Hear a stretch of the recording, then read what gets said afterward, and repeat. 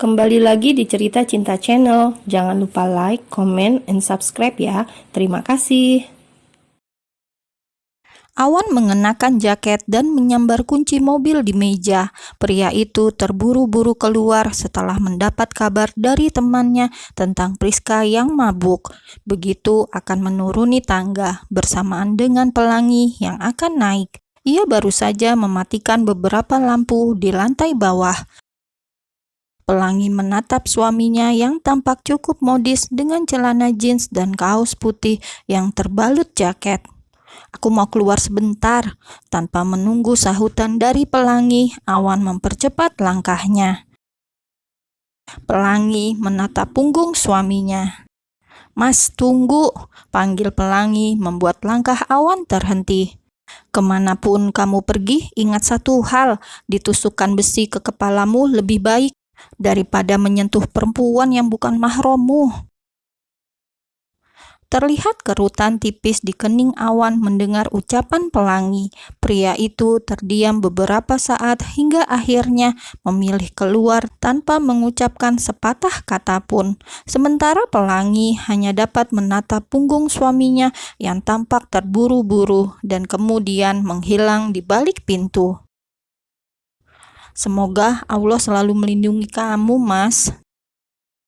Malam sudah larut ketika Awan tiba di sebuah tempat hiburan malam. Dari tempatnya berdiri, ia dapat melihat sebuah meja khusus di sudut ruangan. Di sanalah ia kadang menghabiskan waktunya untuk mabuk-mabukan. Meja itu memang dikhususkan band untuk teman-temannya yang hampir setiap malam datang.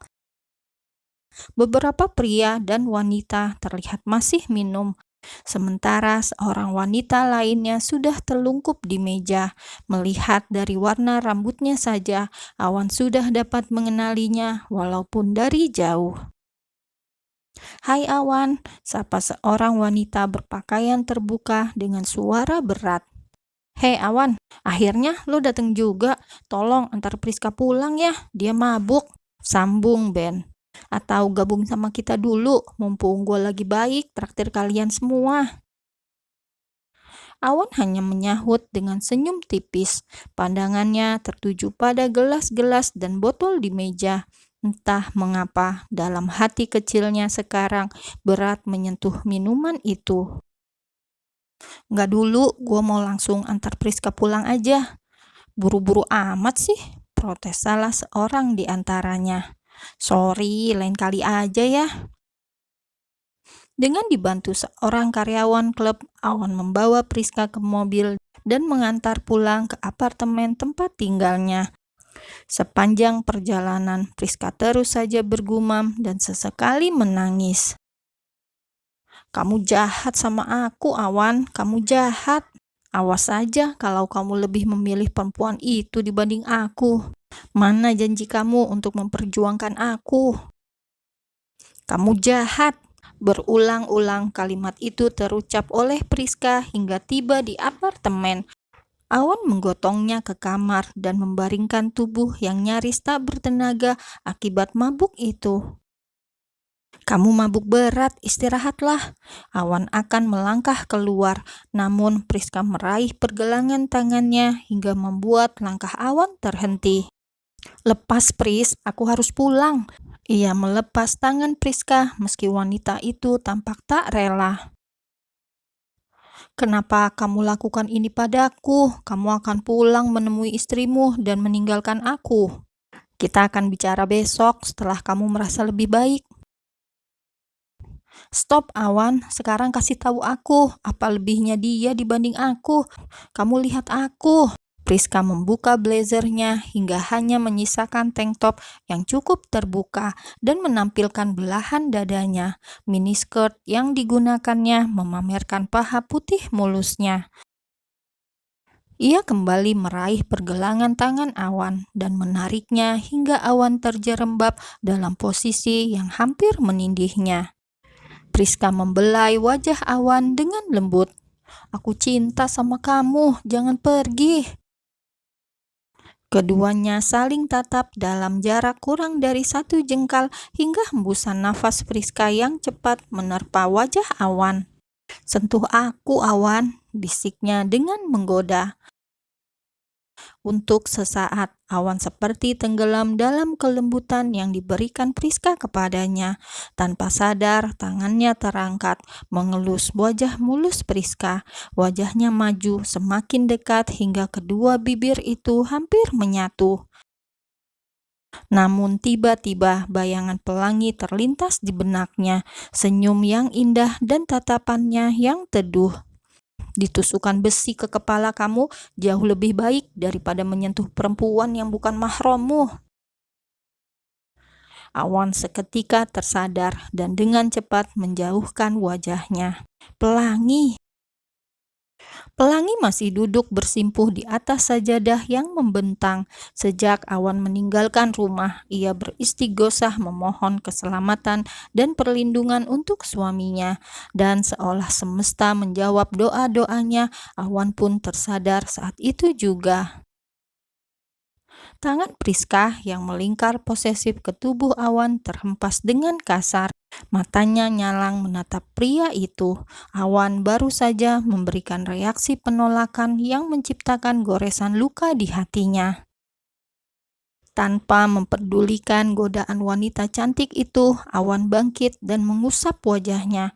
Hawa panas seketika merambat bagai tubuhnya setengah dilahap api, dan dalam hitungan detik seluruh kesadarannya yang sempat menghilang mulai kembali. Awan, stop it, Pris, bentaknya. Kamu sudah gila. Tanpa menoleh, Awan melangkah meninggalkan wanita itu, membanting pintu kamar dengan keras hingga penghuni di dalamnya terlonjak. Awan mengatur nafasnya yang memburu setelah menekan tombol open pada panel pintu lift, menatap marah saat kabin itu tak kunjung terbuka, seperti kehilangan kemampuannya untuk berpikir jernih akibat khawatir tersusul oleh Priska. Awan pun memilih turun dari lantai 9 dengan menggunakan tangga darurat. Sepanjang menjajaki tangga, ribuan hujatan ia lontarkan kepada dirinya sendiri.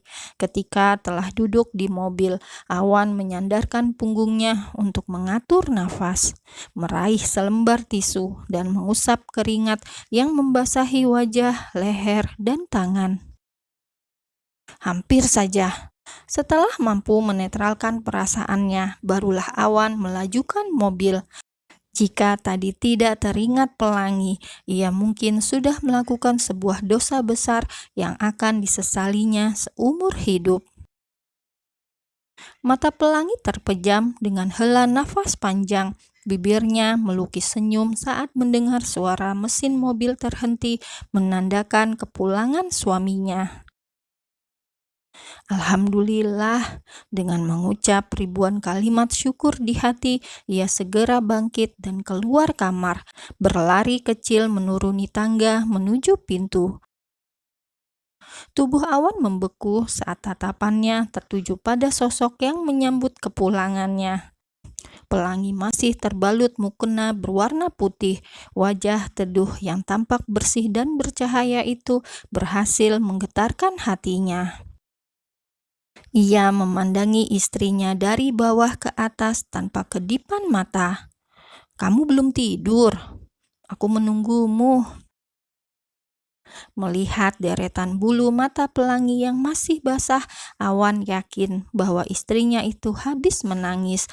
Dan setiap air mata yang dijatuhkan pelangi mengingatkan Awan akan kesalahannya. "Tadi aku pergi dengan sangat terburu-buru.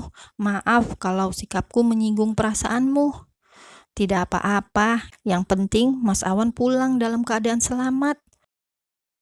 Satu lagi yang membuat Awan terpana, ia dapat merasakan ketulusan dalam tatapan pelangi, bibir yang tersenyum meskipun mata berkaca-kaca. "Apa boleh aku tahu tadi Mas habis dari mana?" Lembutnya ucapan pelangi seperti tusukan belati tajam ke hati Awan. "Cuma antar teman pulang ke rumahnya, dia mabuk." "Seorang wanita." Awan terdiam, tak tahu harus menjawab apa. Berkata jujur sama saja dengan kembali menyakiti hati Pelangi, hingga akhirnya memilih menjawab, "Bukan kok." "Oh, aku sudah pulang, jadi sekarang kamu istirahat ya." Pelangi mengangguk diiringi senyum. Keduanya bergegas menuju kamar masing-masing. Awan masih terdiam menatap pintu kamar sebelah yang baru saja tertutup. "Pasti ujian berat bagi kamu memiliki suami seperti aku."